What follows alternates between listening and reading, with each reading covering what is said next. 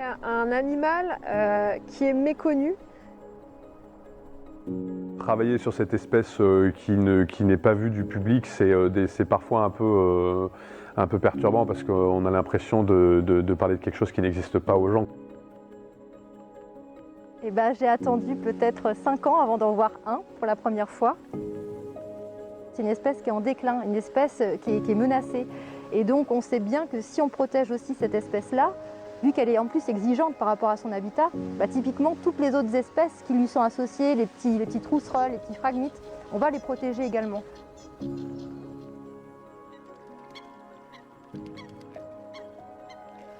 Donc c'est en ça aussi que le buteur il a un petit côté mystérieux et aussi qu'il est important à protéger parce qu'il est très exigeant par rapport à son habitat.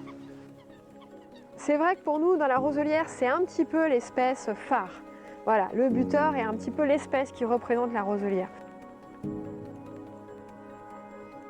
Si on veut des mâles, mais aussi des femelles et donc une nidification, il faut des roseaux hauts, assez denses, de l'eau, et ça c'est vraiment un élément clé, et une absence de dérangement pour que l'espèce puisse nicher confortablement.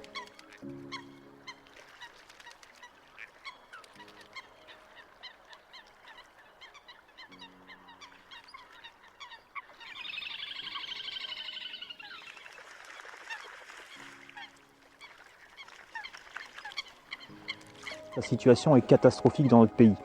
En 2021, il restait seulement moins de 150 mâles chanteurs en France, tous victimes d'une pression toujours plus forte sur les zones humides.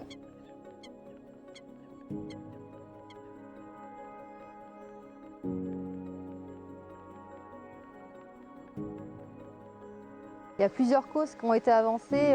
Globalement, c'est la dégradation des zones humides et donc tout ce qui va à côté, c'est-à-dire l'absence de roselière qui est quand même son habitat qui est majoritaire.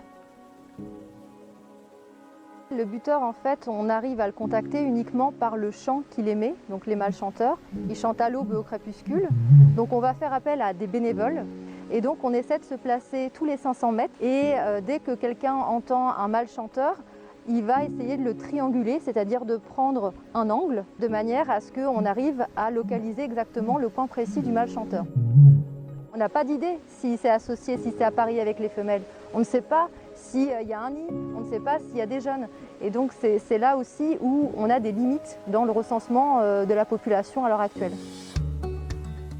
De pouvoir utiliser un outil drone non intrusif qui nous permet de voir si oui il s'est appareillé à une femelle, si oui il y a un nid, et là on passe à un stade supérieur, c'est qu'on se rend compte que l'habitat qui est présent permet en tout cas à la femelle de s'y installer, donc toutes les exigences sont réunies pour que le nid soit présent. Et on se dit voilà, c'est vraiment cet habitat-là qu'il faudrait aller faire partout ailleurs pour attirer le plus de femelles possible sur un site.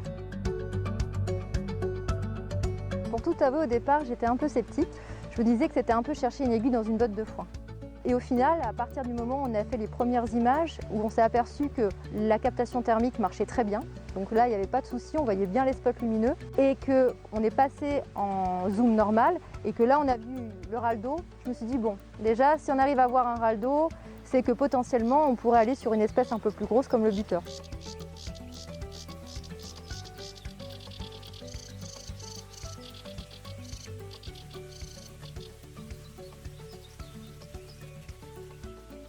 L'essentiel en fait c'est d'apporter la preuve de nidification. Un mâle chanteur c'est pas absolument certain qu'il puisse se reproduire, il faut pouvoir le prouver et le drone va apporter cette complémentarité grâce à l'aérien.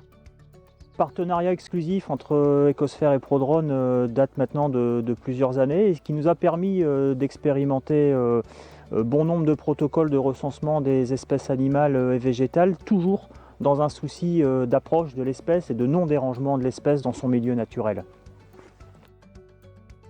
L'équipe de Prodrone est composée de plusieurs télépilotes professionnels formés à la réglementation aérienne qui permet d'obtenir des autorisations de vol administratives pour tous les milieux naturels, même dans les espaces protégés. On a du matériel très spécifique pour ça qui permet de les observer à plus d'une centaine de mètres de hauteur. Vraiment, l'objectif premier, c'est de ne pas déranger les espèces.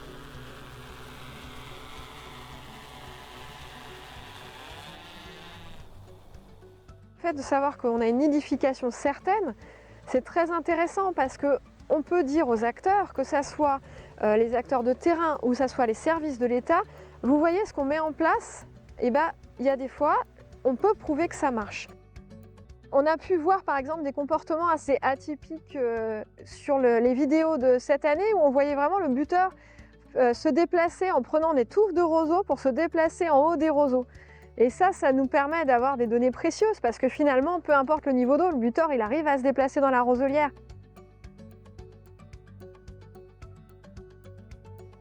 Ce qui est intéressant avec le suivi drone, c'est que ça va vraiment pouvoir apporter des nouvelles informations, que ce soit pour le buteur ou pour d'autres espèces.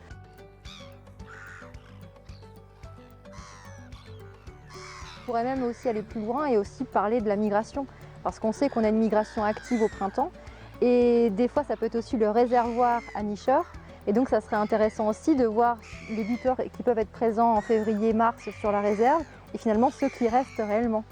Et donc l'intérêt aussi du drone peut se faire également à cette période-là, aussi bien en hiver qu'en migration.